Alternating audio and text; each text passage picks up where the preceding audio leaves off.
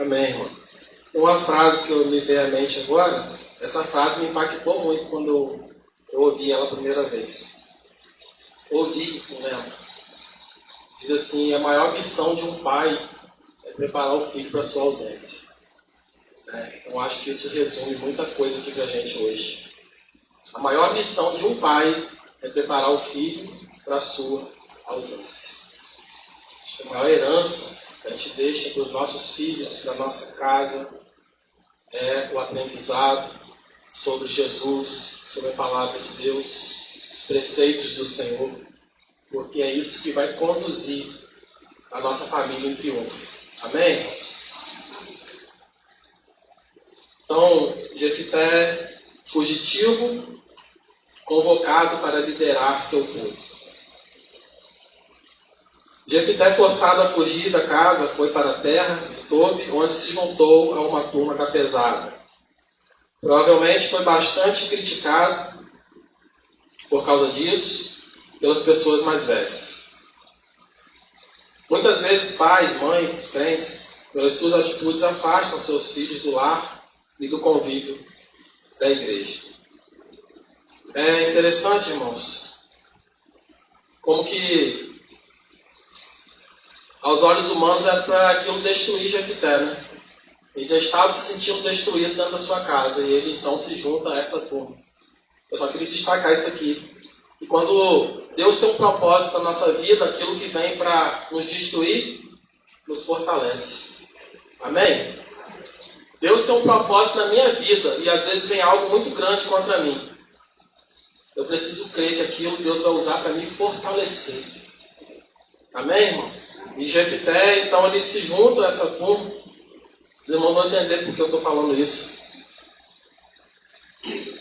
Jefité nos faz lembrar do rei Davi, que ao fugir de Saul se juntou a pessoas difíceis e complexas. Davi passou, irmãos, por um momento na sua vida em que ele se escondeu, ou melhor, ele foi morar na terra de Golias. Ele foi morar na terra dos filisteus. Por quê? Ele estava encurralado. Ele estava pressionado por Saul. Não importa onde Davi ia, que Saul perseguia Davi, tentava achar Davi em qualquer canto. E aí, em determinado momento, Davi diz: tem um lugar que ele não vai me achar. Ele não vai me procurar na terra dos filisteus. Davi foge para lá. E Deus prosperou Davi na terra do seu próprio inimigo. Sabe? E Jefité, Davi começou a liderar o exército lá. Não foi diferente com Jefité. Jefité começou a liderar aquele povo.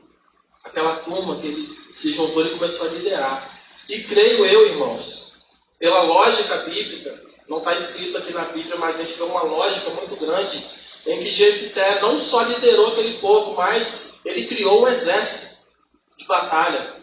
Jefité virou um guerreiro, sabe? Transformou pessoas em guerreiros junto com ele. Sabe por quê? Porque os anciãos foram procurar Jefité. Significa que no meio deles não tinha alguém valente como Jefité. E a fama de Jefité chegou até eles. A lógica bíblica que nós vemos é essa. Ele foi procurar Jefité porque ele sabia quem Jefité era, o que Jefité tinha se tornado. E ele foi procurar Jefité.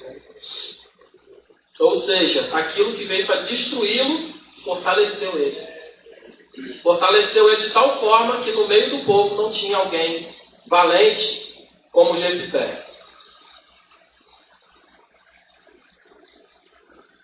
Jefité nos fez lembrar o rei Davi, né, como eu mencionei. Um dia o seu povo se encontrava em dificuldade com outra nação. É interessante ler que foram os anciãos de Gileade buscar Jefité e pedir para ele ser chefe deles. Que mudança radical de atitude para com o filho de uma prostituta. Agora, eles querem que os ajude contra o inimigo.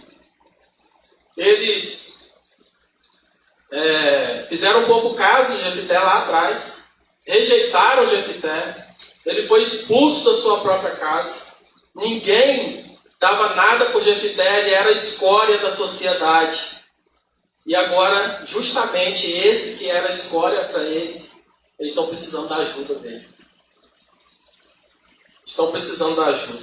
O autor da lição, ele bota aqui algo interessante. Qual seria a sua reação numa situação que você fosse rejeitado e depois as pessoas precisando de sua ajuda procurassem você? Você diria, o que você diria? Bem feito? Né? Tem uma outra palavra que o autor da lição aqui botou, mas eu não gosto de pronunciar. Você diria bem feito para eles? Ou estaria disposto a perdoar e socorrer aqueles que lhe ofenderam? E aí, irmãos, a gente bate na mesma tecla de novo, que é a tecla do perdão. Eu nunca vi uma palavra em que Deus insiste tanto com a igreja como o perdão. Nunca vi. A palavra que Deus mais insiste conosco, irmãos, é a questão do perdão. Eu acho que é a que mais Deus fala, repete, é essa. E falando rapidamente aqui sobre perdoar,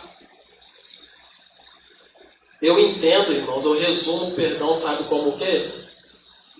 É quando você tira do seu coração, presta muita atenção nisso, irmãos. Perdoar é quando você tira do seu coração, quando você luta dentro do seu coração para abafar qualquer sentimento que te impede de ajudar alguém que esteja necessitado. Se houver no meu coração um sentimento que me impede de estender a mão a alguém, significa que eu não perdoei essa pessoa. Perdoar não é você ter que estar abraçando alguém o tempo todo que te ofendeu, não é você ter que receber essa pessoa dentro da sua casa, não é você ter que continuar que essa pessoa faça parte da sua vida, não é nada disso. Perdoar é você não ter ódio de alguém, a ponto de que se essa pessoa estiver necessitada diante de você, você estender a mão para ela e ajudar ela. Quando Jesus fala sobre amar ao próximo, Jesus também fala sobre perdão ali, tudo junto. Porque amar ao próximo também é perdoar. E quando Jesus dá um exemplo, irmãos, é o maior exemplo sobre perdão que a gente pode ver na palavra. Quando eu digo maior, irmãos, eu estou querendo dizer em detalhes. É o exemplo mais detalhado de perdão que nós vemos na palavra, é quando Jesus conta a parábola do bom samaritano. Porque o cara que estava caído lá, estava precisando de socorro, era inimigo daquele que estava passando. Então você pensa, se coloca no lugar do bom samaritano, mentaliza aí alguém que fez algo terrível contra você, e se coloca no lugar do bom samaritano, você está passando numa rua deserta, não tem ninguém, só tem você ali para ajudar aquela pessoa, e aquela pessoa é justamente aquele que te ofendeu, que fez o mal contra você. É justamente aquela pessoa que te odeia, que sempre que pode te ofende, sabe? Essa pessoa está ali apagada, precisando de socorro, correndo risco de morrer, e você é o único que pode ajudar. O que você faria? A resposta a essa pergunta, o que você faria, vai responder se você perdoou essa pessoa ou não. É isso. É exatamente isso que acontece aqui na história de Jefité.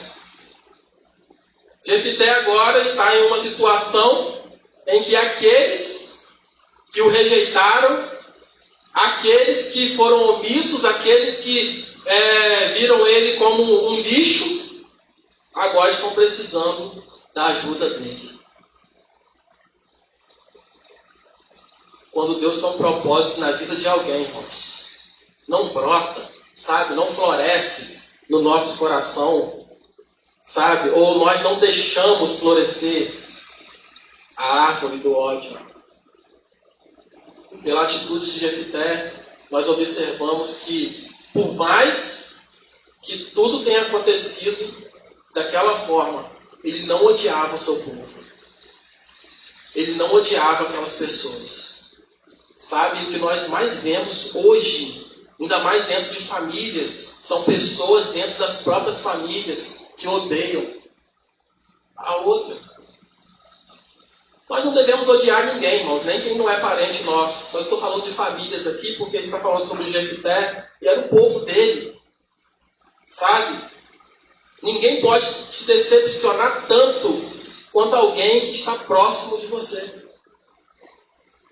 Quanto maior a proximidade, maior pode ser a decepção se essa pessoa fizer algo contrário contra você, fizer algo contra você.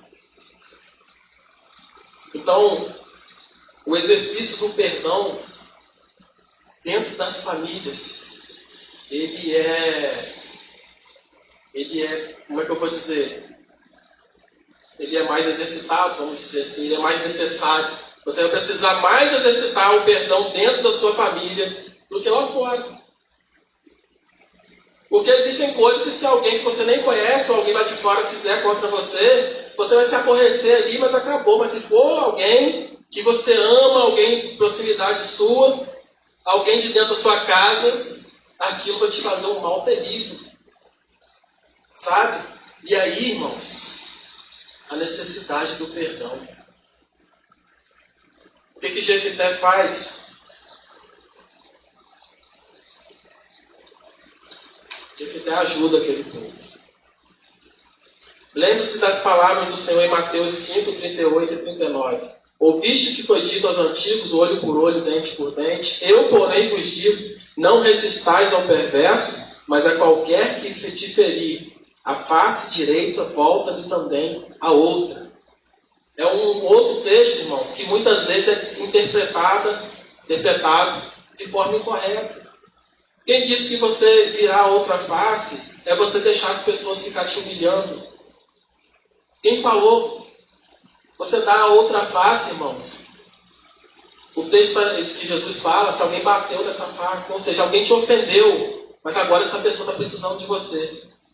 Você vai se colocar em uma posição de que talvez essa pessoa bata na sua outra face, para poder ajudar e exercitar o perdão na vida dessa pessoa. Tudo, irmãos, é voltado para a necessidade do nosso próximo.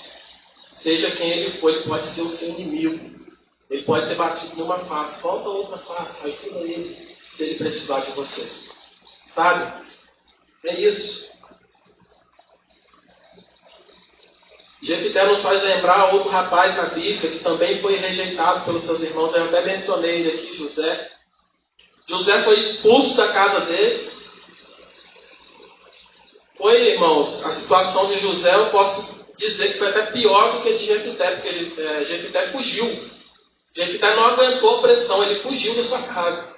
Mas também estavam querendo expulsar ele. Mas José foi vendido. José foi dado como morto pelos seus irmãos. Sabe? José foi humilhado pela sua própria família, pelos de dentro da sua própria casa. E quando eles precisaram de José, da mesma forma que com Jefité precisava da ajuda de José, José disse assim: bem que vocês intentaram o mal contra mim, mas Deus pegou esse mal e transformou em bem, para me colocar na posição como hoje vocês podem ver. Sabe, irmãos? Mais importante é aquilo que Deus faz nas nossas vidas. Amém? Não importa o que fizeram contra você, Deus está te abençoando. Sabe, quantas vezes eu ficava pensando, rapaz, essa pessoa está falando mal de mim, mas depois eu fiquei observando, quanto mais ela falava mal, mais Deus me abençoava. Então que Deus abençoe ela também. Sabe, o mal que intentam contra você, você serve a um Deus vivo que pode pegar esse mal e transformar em bem. É assim que Deus faz, irmãos.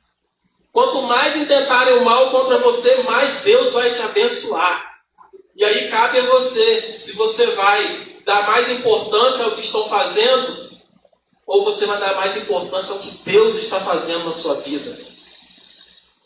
Porque o Senhor ele não nos desampara. Amém, irmãos? Já pensou se Jefité fica aqui? Ah, não, mas lá atrás, né? No passado fizeram isso contra mim. Lá atrás meu pai fez isso comigo, minha mãe, meu irmão, e fica a vida toda carregando aquilo, sabe? Uma coisa é certa, isso nos faz mal, irmãos. Aquilo que fazem contra a gente, como eu acabei de falar, principalmente quando é alguém de perto, isso nos faz um mal terrível, mas você não tem que carregar isso a vida toda. Você precisa soltar isso, deixar isso para trás, e deixar Deus atuar na sua vida e transformar você em um abençoador para a vida dessa pessoa, não. É isso que Jesus nos ensina, irmãos. A palavra do Senhor diz que Jesus morreu por nós quando nós ainda éramos os seus inimigos. É Ele que nos dá a possibilidade de nos tornarmos amigos de Deus. Porque antes de Jesus nós éramos inimigos. Amém? Então não leve junto com você a vida inteira o mal que tentaram contra você. Porque Deus transforma esse mal em bênção para a sua vida. E assim foi com Jefité. Deus ajudou Jefité a vencer os complexos de inferioridade e rejeição, como também o seu ódio para perdoar os seus irmãos. Quando se fala em complexo de inferioridade, a gente já pensa em muitas coisas. Eu falo para os irmãos, eu tenho complexo de inferioridade. Eu tenho. Mas o Senhor, Ele me ajuda a superar isso todos os dias. Porque se eu fosse atender aos meus complexos de inferioridade, eu não estaria aqui à frente, trazendo essa lição aqui para refletirmos juntos. Eu tenho complexo. Até hoje, na minha vida, eu só fiz 2 concursos públicos, porque eu não acredito que eu vou passar na prova. Sabe por quê? Porque lá atrás, na minha infância, eu ouvia coisas que se enraizaram dentro de mim. E Deus tem me ajudado a vencer isso todos os dias. Tem coisas que fazem parte da nossa história, não tem como ir lá e apagar. Mas cabe a nós, se nós vamos ceder a essas coisas ou não. Se você deixar o seu passado, ele dita as regras da sua vida e te coloca sempre para baixo. Amém, irmãos? Hoje, com muita luta na minha vida, eu concluí o ensino médio, já depois de casado. Muita luta, Maiara me deu muita força, foi ela que Deus usou para me abençoar. Porque as pessoas, eu estou aqui, irmãos, contando um testemunho, porque Deus está tocando no meu coração, então eu estou falando. Talvez não, com certeza, vai servir para abençoar os irmãos. As pessoas viam em mim, na escola, na minha infância, as professores me elogiavam, mas parece que isso não era o bastante, irmãos. Eu sempre me via como alguém que não ia conseguir, sabe? Mas em determinado momento eu comecei a lutar dobrado contra aquilo. Porque quando você está remando com a água parada ou a favor da correnteza é uma coisa. Mas tem hora que a correnteza é contra você. E se você não remar mais forte, ela te leva. E meus estudos atrasaram, né? Depois de casado, em 2008, se eu não me engano, 2008 para 2009, eu concluí o ensino médio, junto com a minha esposa. Eu parei no primeiro ano do ensino médio e ela estava na 7ª série, logo assim que a gente casou, há muitos anos atrás, né? A gente tem... Não se esquecer não, senão ela vai brigar comigo. Foi em 2006 que nós nos casamos. Né? Alguém é bom de matemática? 18 anos. Obrigado, irmão. Ó, lembrei, através da mente dela. 18 anos de casado. Não esqueça mais. Não esqueça. E ela estava na 7ª série, no primeiro ano de casado, em 2006. Eu falei assim, ela continuou estudando, né? Ela tinha parado também, ela voltou a estudar. Eu falei assim, quando você chegar no primeiro ano, eu volto a estudar com você. E a gente termina junto. E assim aconteceu. Ela me ajudou. Eu chegava do trabalho cansado, descia direto da escola. Chegava lá, meu apelido na escola era Davi. Ô, Davi! Porque eu chegava com a camisa da Vivo, eu trabalhava na loja da Vivo. Ô, Vivo, chega aí, tal. Porque eu ia direto do trabalho para a escola, muito cansado, era muito cansativo. E a gente conseguiu, eu terminei. né? Anos depois, eu consegui concluir a faculdade de teologia, que foi muito difícil, né? Os irmãos aqui, Gustavo, estão fazendo, né? Vai voltar a fazer em nome de Jesus, da terminar. Marquinhos, pastor Marcos fez, com muita dificuldade. Por que eu estou falando isso para os irmãos? Porque o meu complexo de inferioridade torna tudo muito mais difícil para mim. Mas mesmo assim, eu luto contra ele todos os dias, porque Jesus é na minha vida. Amém, irmãos? Eu não sei aqui quantas pessoas sofrem com isso, isso é uma coisa comum em muitas pessoas, mas eu quero dizer para você que não depende de você somente. Deus pode fazer grandes coisas na sua vida. Eu fui até o limite que eu podia. Quando eu não podia mais, o Senhor me dava a mão. Continuo mais um pouco, dava mais um passo. E assim eu consegui. Então, eu estou falando isso aqui porque Jefité, ele superou muitos complexos na sua vida. Ele sofreu muitas coisas que levaram a ele a ter esses pensamentos. Mas ele ainda assim venceu e foi um grande juiz sobre Israel. O tópico 3, ponto 3 aqui. Jefité, ele faz algo. Aqui é interessante, irmãos, que essa lição ela sai de uma reflexão, ela vai para outra totalmente diferente, nesse ponto aqui. Falamos aqui que o que Jefité passou, até onde ele chegou e como ele, né, superou as suas dificuldades. Mas aqui ele comete um erro. A língua é fogo, diz a Bíblia. Quantas vezes falamos algumas coisas quando estamos nervosos, preocupados ou zangados? A pior coisa, irmãos, é nós abrirmos a boca no momento indevido. Sabe? A Bíblia diz que a boca fala do que o coração está cheio. Então, se você tiver com o coração cheio de ira, ou cheio de preocupação, ou cheio de transtorno, fica em silêncio. Não fala nada, fica quietinho. Ficar quieto, muitas vezes, irmãos, é sinal de sabedoria. Jefité estava passando por um momento aqui agora. Ele aceitou aquela batalha, irmãos. Ele aceitou aquela batalha para livrar o povo de Israel. Mas ele estava agora com o coração, irmãos, apertado. Ele estava transtornado de tanta preocupação. E aí Jefité, ele fala algo com o Senhor que ele não deveria ter falado. Que nós somos assim, existem momentos que nós temos que ficar quietinho e deixar Deus agir. Amém? Jefité foi falar e isso trouxe um mal terrível sobre a vida dele.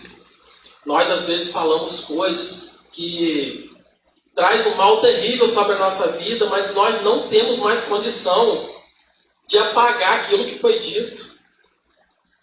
Sabe? Quando você estiver passando por algum momento na sua vida muito turbulento, você escreve, não fala não, escreve com lápis, que aí você pega a borracha, apaga ou rasga o papel e joga fora. Porque se você falar, já era. Jefité, ele fala com o Senhor, ele faz um voto ao Senhor, ele diz assim: Senhor, se o Senhor me entregar de fato esses inimigos nas minhas mãos, se o nosso povo vencer, quando eu retornar para casa, a primeira pessoa que sair na porta, eu vou oferecer ao Senhor em sacrifício. Deus não precisa disso, irmãos. Deus não precisa disso. Jefité acabou colocando sobre ele uma maldição, sabe? Porque hoje, irmãos, a palavra hoje, desculpa falar para os irmãos isso, mas os irmãos sabem, é bem verdade, a palavra hoje não vale muita coisa não. Sabe?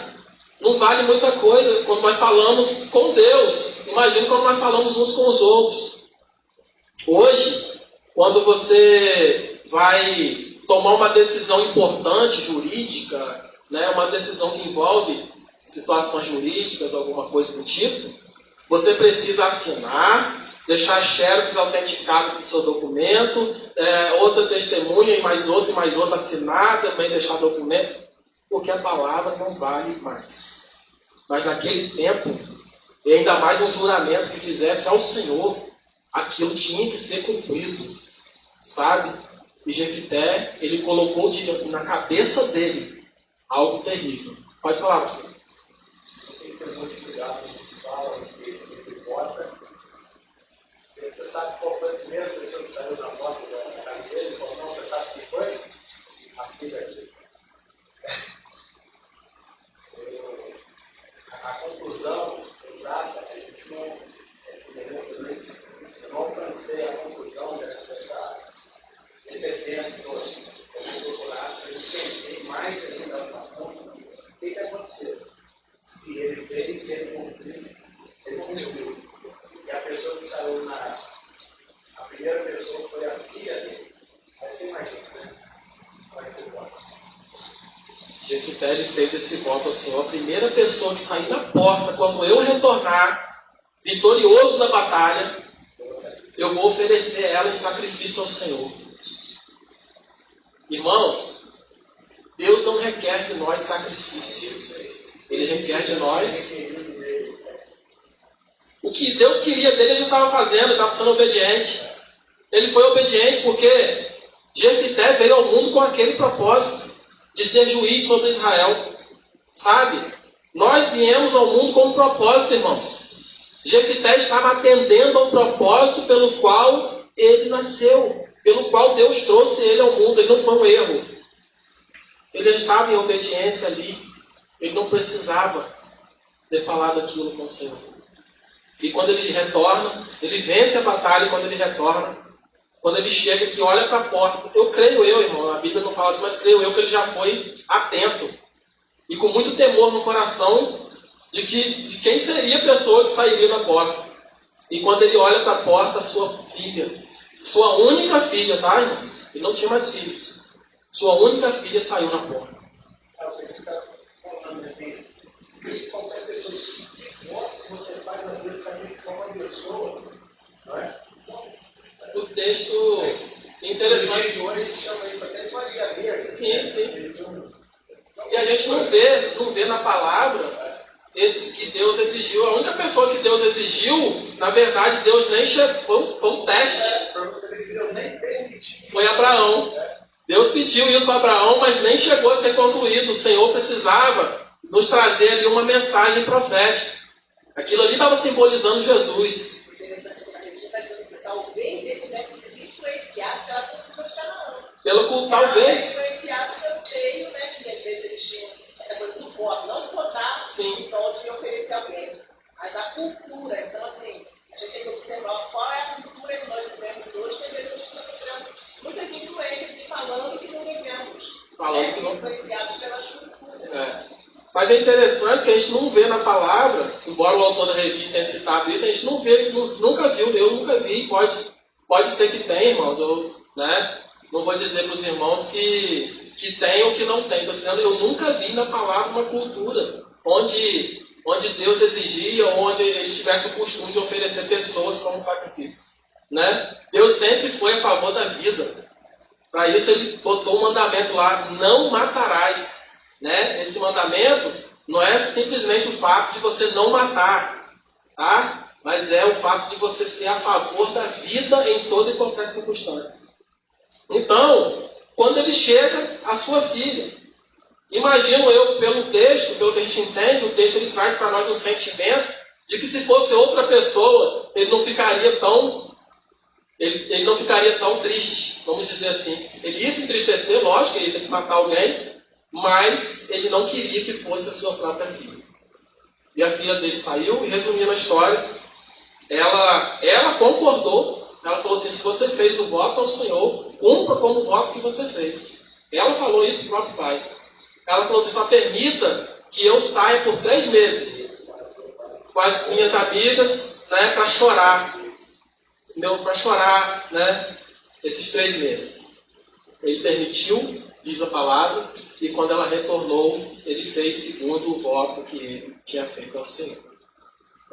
Esse texto, irmãos, aqui nos traz simbologias e profecias. Não vou entrar nisso aqui porque não vem ao caso agora. Mas isso aqui também aponta para Jesus. Tá?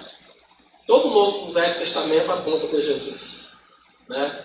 O Velho Testamento inteiro, como o Max já trouxe vários estudos aqui para a gente, O Antigo Testamento inteiro, tudo no Antigo Testamento são simbologias de Cristo. Tudo, irmãos.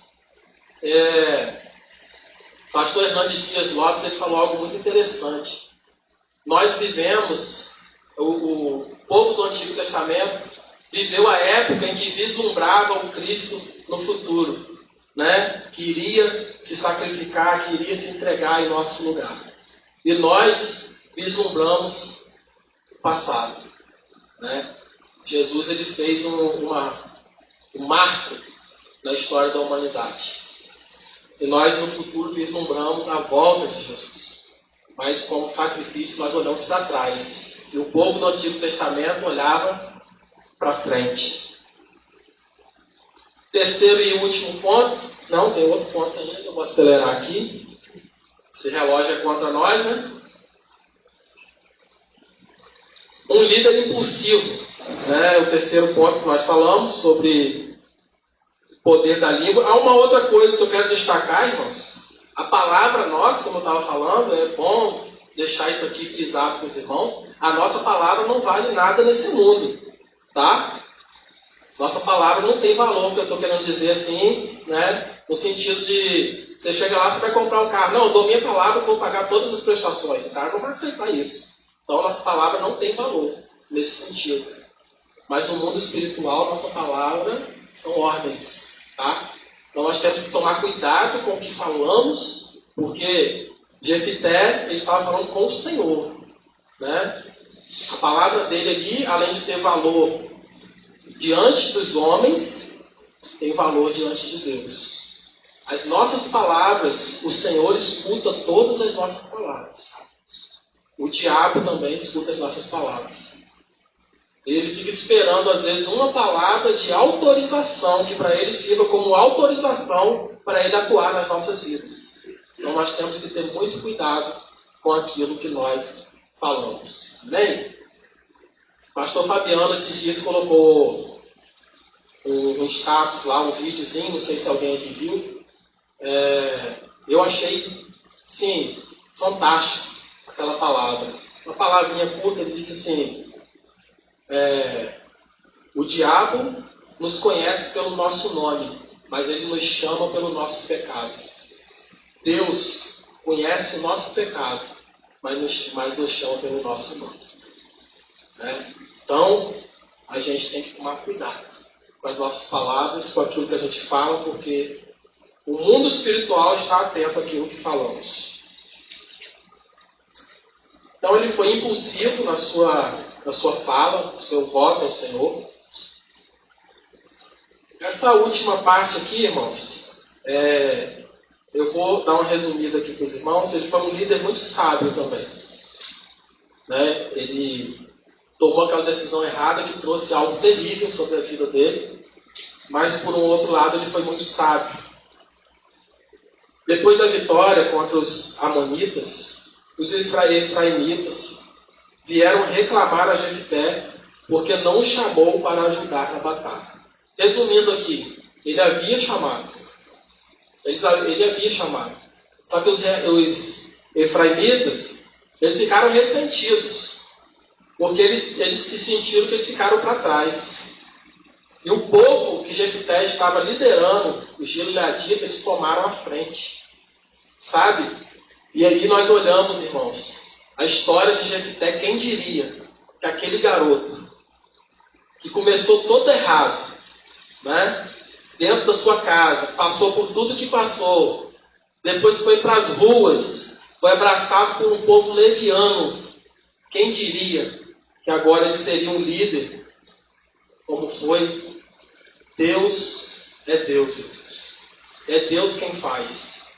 É Deus quem transforma a história. O mérito das coisas não é nosso, é do Senhor, é sempre dele. Nós fazemos a nossa parte, mas eu digo para os irmãos, até mesmo a nossa parte, nós só temos condições de fazer porque o Senhor tem nos fortalecido. Amém? Conclusão.